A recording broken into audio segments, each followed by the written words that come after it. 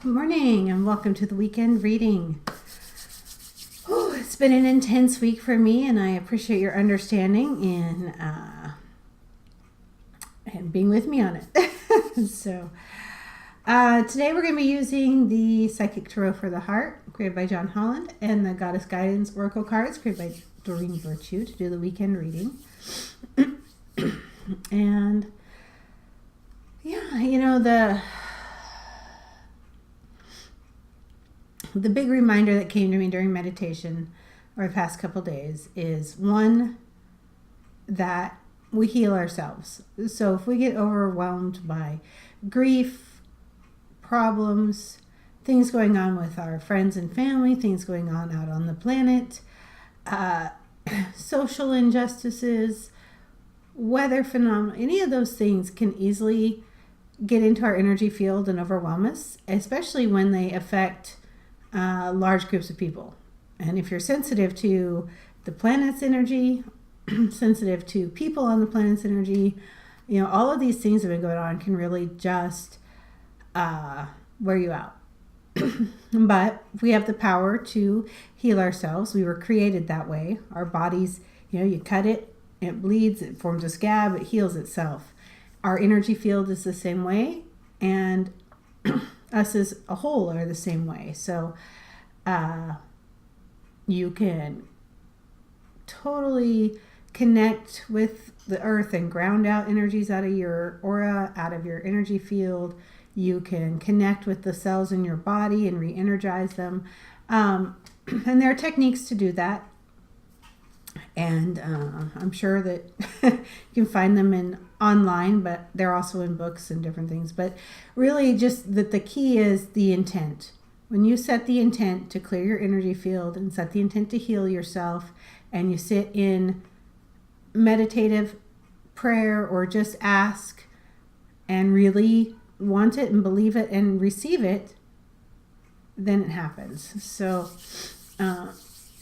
take some time this weekend to give yourself some moments where you just set the intent to heal yourself, whether it's emotional, mental, physical, all of the above. Just allow yourself to really have it. So, all right. It's going to be interesting. It looks like they want me to do a few cards out of this one and one in the center out of that one. So try to make this quick, even though it's looks like it's going to be 6 cards total. So, all right. So I'm just going to cut 1, 2, 3, 4. 2,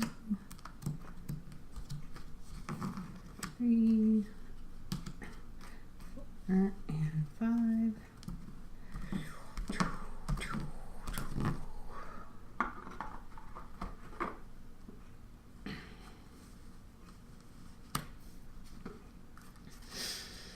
And as always, I'm just, prayed over these earlier, but we just always pray that this guidance, these cards, this message finds people in the time that they need it. It doesn't matter if it's on the days that I recorded it for. When you find it and it resonates, then it's the appropriate message for that time. So, all right. And we're going to start with that one. Okay.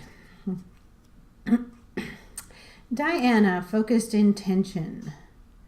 Keep your thoughts, feelings, and actions focused on the target.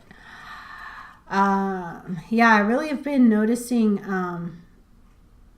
where it's really easy, you start down a path and you're excited and then something will throw you off.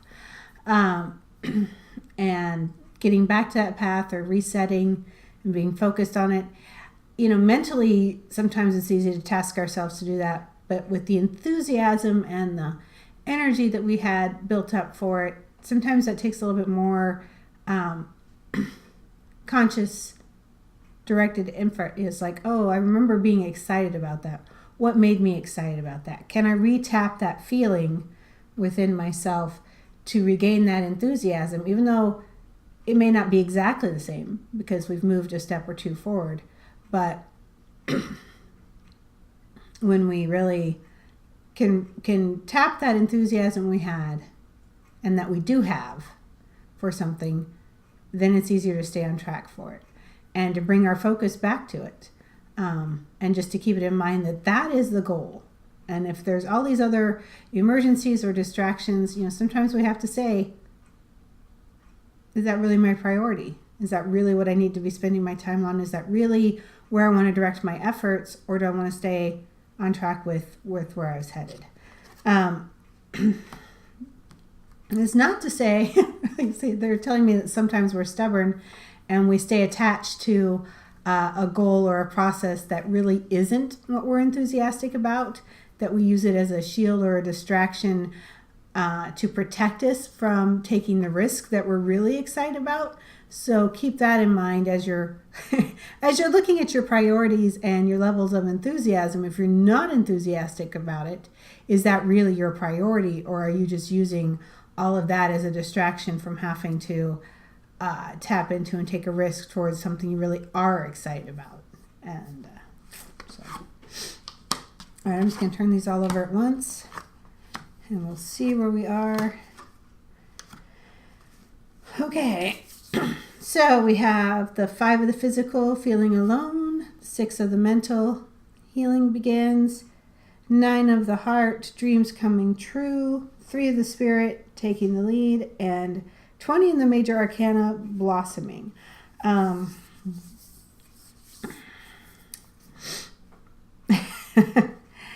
And I really just see that this is kind of the energy in play. We have multi-layers of our life, things that we interact with. And right now, truly on this planet, and I think many of us individually, healing, releasing, finding the old patterns that we thought we had dealt with, finding the things that, we thought were resolved, or we thought we were good. We had this down, and recognizing that there's still more layers to go, and that the injuries, social injuries, the environmental injuries, all those things are still present, and they need the next level of healing. And when we really drop all of the judgments and drop the blame game and drop the finding the enemy that's at fault and taking them out, war type mentality, and just be like, wow, there's some injuries here that need healing, and find that compassion and that forgiveness within yourself for either not seeing it or not understanding it or perpetuating it. I mean, we can have all of those parts and our own guilt and all of that. It's just really to find the compassion that brings that to neutral and says, it doesn't matter. I don't care who started it. I don't care but it's time to heal it. It's time to address the injury, and it's time to find that compassion and forgiveness, and working, unilaterally across the globe together to heal it. So, but conversely, where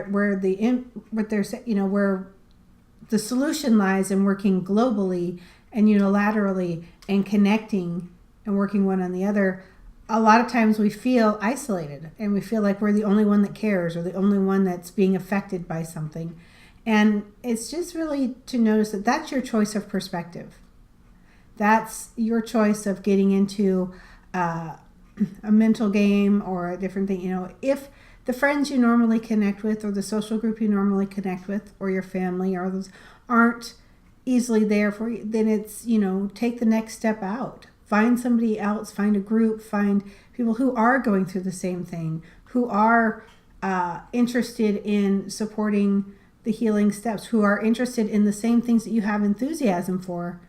It might be just that it's time for new sets of friends and groups. So the choice of aloneness and feeling alone and feeling like you're isolated, that's a choice of perspective. And there's just way too many people on this planet to really ever feel like you are the only one going through something.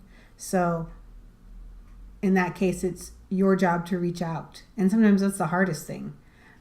It's really much easier to pull in and be isolated than it is to say, I know I'm not the only one.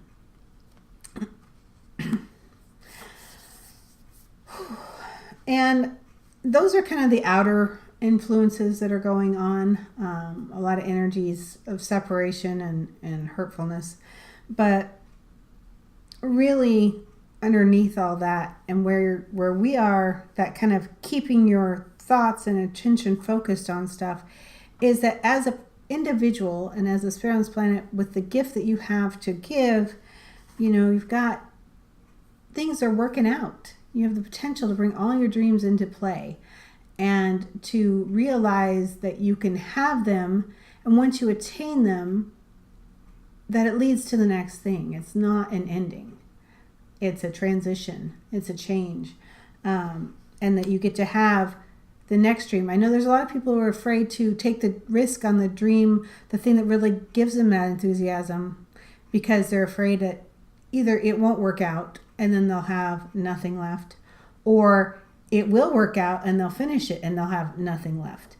And the truth of the matter is as you take the steps and as you work on it and you bring it to fruition and it comes into being, it always leads to the next thing that you're enthusiastic about. It's not a one and done. It's always evolving in the next thing. So allow yourself to take the risk to walk down this path and to receive back all of the things that that you have going in play. And take the lead. You've got to pull that enthusiasm in and that focused intent and figure out the steps and take the actions. You can't wait for somebody to tell you, oh, go do this, or to grab you by the hand and pull you along. You have to take the steps. You have to say, this is what's important to me. This is the action I'm going to take. You can certainly pray and receive guidance about what those steps are, but when it comes down to it, you have to take them. You have to make the move. And I love that these two both have that fire. It's like, here's the fire that's in your hand, the thing that you want to create, and those first actions. And here's where it really just comes all the way into poof, fruition, and your ability to play with it and direct it. And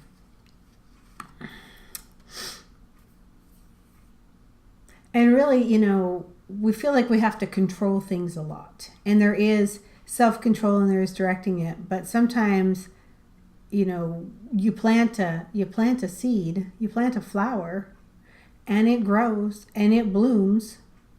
And really what you did was plant it and nurture it and make sure that it had enough water, enough fertilizer, and those things. And that's kind of what they're showing here, is that you don't have to necessarily put all your energy into it and control it and say, do it this way on this day. All you have to do is plant the seed, take the steps to nurture it, make sure you're staying focused on it. Don't let your attention be drawn away to where you forget to water it and it withers up and dies. But as long as you are keeping your intention and nurturing the dreams, the things that you want to bring into fruition, the parts of your life that you want to heal, then it will happen. Again, it's kind of that same, when you set your intent and you ask for the help and you believe it, it happens. So yeah, the guidance is to drop these feelings of isolation, that's a choice of perspective, and that you can ask for help and you deserve to have it. And the help is there.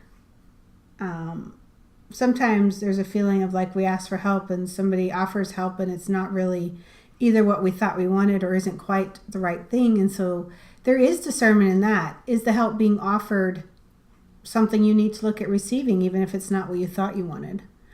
Or is it that you need to refine your question or look in a new direction? So anyway, I see a lot of things going on, both inner and outer world, your personal self, healing your body, healing your spirit, staying focused on the things that you are developing and wanting to bring into your life and give back out into the world, as well as the attention on, our social agreements as a group, healing the planet, environmental, social injustice, all those things, they're coming into play, and they're all certain injuries that need to have that attention. So balance out your inner world and your outer world. Don't let one distract you from the other. Ask for help and allow yourself to heal. But mostly, keep unwaveringly focused on that which you want to bring forth, and make sure that you are tapping into the true thing, even if it means taking a risk. Big weekend reading. I hope you have a great weekend. I hope that things come into play and play out for you, and you really find the connections you need and the help that you're looking for, and that you heal yourself. Take some time for you. Be blessed. We'll see you for the daily reflection next week.